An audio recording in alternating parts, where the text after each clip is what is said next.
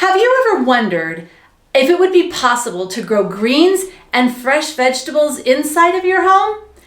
I'm growing lettuce and greens and tomatoes and cucumbers and even peppers inside of mine.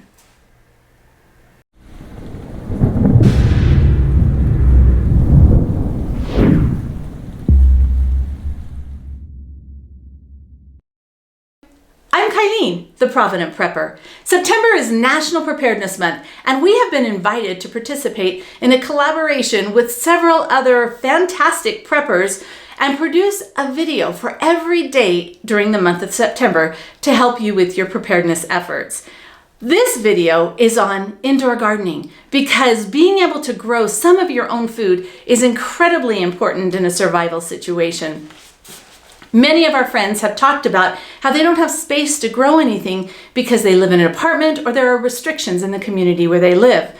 By gardening indoors, you can use a small space, a closet, a spare room, or even just a wall in your family room to be able to grow fresh greens for your family. In this video, we will share with you the progress that we are making as we discover the benefits of growing indoors and share with you some of the challenges, and hopefully you'll be able to avoid some of them yourself. So come with us and see our garden. I'd like to begin by giving a shout out to all of these fantastic YouTube preppers that are trying to provide us with 30 days of videos to help all of us become a little bit better prepared. So make sure that you go and check those out. Why would I want to have an indoor survival garden? Well, I don't have the resources at this point to be able to build my dream greenhouse. And yet all around me, I see evidence of the need to increase my food security and my self-reliance, and this is a great way to do it. The goal of my survival garden is to supplement my basic food storage. The intent of my basic food storage is to provide the basic ingredients that I need to make things like bread and rice and beans, and to provide those base calories to ensure that we don't go hungry. When Jonathan and I were discussing the goals for our indoor garden, we decided that my goal is to be able to make this sandwich for my son every day of the year. I make some really good hoagie rolls, and with the ingredients that we have stored, like pickles and olives and a few things like that, along with fresh foods that I can grow in my survival garden, we can eat this sandwich year-round without ever leaving our home. I produced a video a few weeks ago about how we were growing greens inside. And then when I set this new goal, I realized that I was missing some things and that what I had in place just wasn't adequate for what I want to do, because I want to be able to grow cherry tomatoes year round. I don't think it's realistic for me to try and grow regular tomatoes, but cherry tomatoes are definitely easy to grow indoors, and I can do that. These are my favorite Sun Sugar cherry tomatoes. We took clippings off these tomato plants and started them so that I can have these exact tomatoes growing in my indoor garden. Cucumbers are another great vegetable to grow in an indoor garden. I did the same thing that I did with the tomatoes. We took cuttings off these Armenian cucumber plants and started them. But in addition, there's another smaller cucumber that I wanted to try also, and we started some of those from seed. In that photo that's on the left-hand corner, you'll see that I've got these starts growing in a basket. And the idea is that they're just in front of this sunny window and they don't have supplemental light. We'll see how well they do. Peppers are another vegetable that I'd really like to be able to grow successfully in our indoor garden. And of course, lettuce and greens are a huge part of the crop that I would like to produce in my indoor garden. And finally, I want to be able to grow culinary herbs in my indoor garden because they can take basic food storage and turn it into something spectacular. So with those goals in mind, expansion was required because I started out with just this one shelf and it just wasn't going to do the trick. So we ordered another one. But there was a mistake, and Home Depot shipped us 2 of them. And once we had it, I just couldn't send it back. So we ended up having to pay for both of them. But that meant that I had 3 shelves to grow food on. And I think that for me, that just might be adequate as long as I have some other things hanging from the ceiling. So I'm incredibly excited about how this is going to work. And Jonathan's been a really good sport because he's my handyman and he makes all of this possible. I went to the dollar store and almost cleaned them out of the dish pans. I did leave a couple for somebody else because I felt really bad about just wiping them all out. If money weren't an object, I would use the trays that busboys use to clear the table at restaurants, but they are just out of my price range. But I think that they would work really, really well in this type of a setup if you're not limited financially. While we've got that expansion going on, let's talk about the benefits of an indoor garden. First of all, it is possible to produce a lot of food in a very small space, especially when you're using the shelving, because that way you can go up vertical. You can also hang plants from the ceiling, which utilizes space that normally would just be empty. You can grow food almost anywhere. You can do it in a garage, in a closet, an empty space against your wall. It doesn't really matter. It would be optimal if you had some really good south-facing windows that had a lot of sun coming in, but that's not realistic for a lot of us. Another benefit is there's no weeding.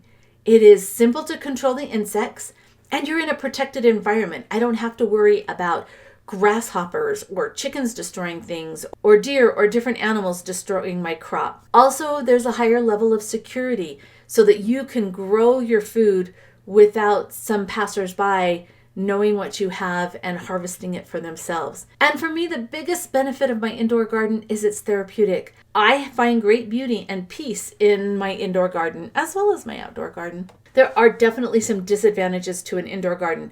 One, there's limited space. You're not going to be able to grow things like corn or melons or winter squash. It's just not happening. It is an artificial environment, which means that it will not work as well as Mother Nature.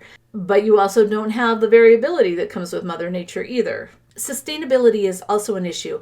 I really like to grow food using permaculture principles and do things like a food forest where nature just works and a lot of it just takes care of itself. That's not possible in an indoor garden. It requires constant attention. You will need to water it regularly and make sure that all of these plants are doing well. And then you get these little greenhouse bugs. There's little flies. And so I'm trying to learn how to manage those. And as I do that, we will create another video on that because I think that's really important. With that out of the way, let's talk about the basics of indoor gardening. Isn't that pretty? And you know what?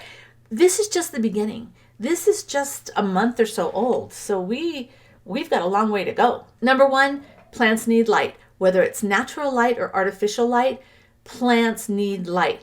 If you click the card in the corner, it will take you up to a post that we have written about starting seedlings indoors, and we talk about the exact specifications that you need for your lights. We use inexpensive shop lights and fluorescent lights. John is experimenting right now with some LED lights for me. They're more expensive, they're less expensive to operate, but basically plants need light. The roots of the plants need room to grow. This is a really interesting thing that we learned when I first started growing greens. If you look at the plant in that cup there, that is one single lettuce plant. It was planted at exactly the same time as the lettuce in the tub. Inside that tub, there are 5 different plants, and we transplanted them all at the same time. However, the lettuce in the tub is significantly larger than the lettuce in the cup. And the only difference is that the lettuce in the cup has restrictions on its roots. I would just make sure that your pot is plenty large enough to accommodate the roots. You want to provide good drainage because plants don't like soggy feet. Using the 2 dish pans has worked really well. We drill holes in one of them and then we put wood or something to elevate that first dish pan just a little bit so that there is a place for the water to go and that second dish pan captures it so it doesn't make a mess. Temperature is also a consideration. Depending on the plant, it will only germinate at certain temperature ranges, and some plants like to grow warmer or cooler than others. So just really be aware of the temperature. Most of the time, the temperature that's in your house will be very good for growing plants. In this photo, you'll see how I grow those little seedlings. I plant them in the cup, and then I will, as soon as they're big enough, I divide them and plant them in the larger tub where they're separated and the roots have a little bit more space to grow. It is important that you move air wherever it is that you are growing your plants. You can do that by leaving windows open and letting that natural airflow come through, or using a fan. Sometimes I actually use both. In the wintertime, I'm going to have to close that up, and the only kind of air movement that they're going to get is the fan. But it is important that you move that air for good, healthy plants. And because they are in these little pots, you will need to fertilize regularly. This is fish fertilizer, and it's really funny because it's hard for me to take pictures while I'm doing things. So Ben had to be my hand model, right? And so he's pouring this fish fertilizer in there, and he just about died. He had to cover his nose. So you don't have to use fish fertilizer. I have some other fertilizers too, but I do recommend that you use an organic fertilizer that was intended for edible crops. And a basic principle for higher production is to harvest often. The more that you harvest, the more that plant says, oh, I need to keep producing. Now, you can't harvest too much. With the greens, I only harvest about 1/3 of the plant at a time, and then they just keep growing and producing really well. Most of these plants are just annual plants, and they have a life. And once that life is exhausted, they're not going to produce well for you anymore. So it's important that you continually plant new plants and keep that succession going. Now, I talked a little bit about how sustainability is a problem with an indoor garden. And so let's talk about ways that we can increase the sustainability of your garden. The picture that you see here is actually an apple tree guild. And in this guild, or this grouping of trees, I have created this self-sustaining guild where we have certain plants that attract pollinators, that attract good bugs and that repel bad bugs, and the soil all works together and feeds each other. It's just a really good system. And we can't do that in an indoor garden, but we can do a few things to make it more sustainable. The first one is to plant some perennials. Perennials are great. They're plants that just continue to grow year after year. And this is my first time trying a Malabar spinach. It is a perennial spinach plant, and it can be grown as a house plant. It's vining and it will grow up, and I'm really excited to see how well this does. A lot of the herbs that we are growing are perennials, such as the peppermint and the oregano and the thyme. A lot of those are perennials, and that's a really good option for an indoor garden. Now, as far as sustainability goes, if you have a power outage and you are dependent on those lights, you have a problem. Now, your plants can go for a week without lights and they're not going to all die. And depending on how long the power outage is, you might need to plan for another option. That's Jonathan's job. He's working on my backup power. Another option that you have is to take your plants out every day when the weather's good and then bring them back in at night so that they can at least get some sunshine. You do have to be careful because these plants are not acclimated to that direct harsh sun. So you might need to just put them in the shade for a little while until they are acclimated. But really plan on that. Think about, what am I going to do if my power goes out? With indoor gardening, usually we do not reuse the potting soil because in nature, it has all kinds of great ways to take care of things and it all works together, but it doesn't work that way in your indoor garden. This is a really good story. I went to Walmart, and out in front of Walmart, they had all these bags of garden soil for only $3 each. They're normally $12 or $13. And this is exactly what I need. It's organic garden mix. So I was really excited, and I just stocked up on a whole bunch. Right now, when I rotate through my plants, the soil that was in that container is either put in the compost pile, the worm bin, or it is planted in my garden. I don't throw it away at all. It's always reused, but I don't reuse it in the indoor garden. If you do need to do that because resources are tight, you'll need to investigate how to heat that so that you sterilize the soil and make it safe to use again. Seed saving is also another problem because when a plant goes to seed, especially with the greens, the leaves are really bitter and you just don't want to be eating them, but that plant is going to take up a lot of space. And I don't want that happening inside because it's just too much space. These are all lettuces that were growing in my indoor garden and that started to go to seed. So I took them and transferred them out into my regular garden where they can go to seed and I can harvest those seeds without any issues. Another problem with seed saving is that sometimes the plant that is produced will not be the same as the parent plant if it's a hybrid seed. Another way to be more sustainable is through plant propagation.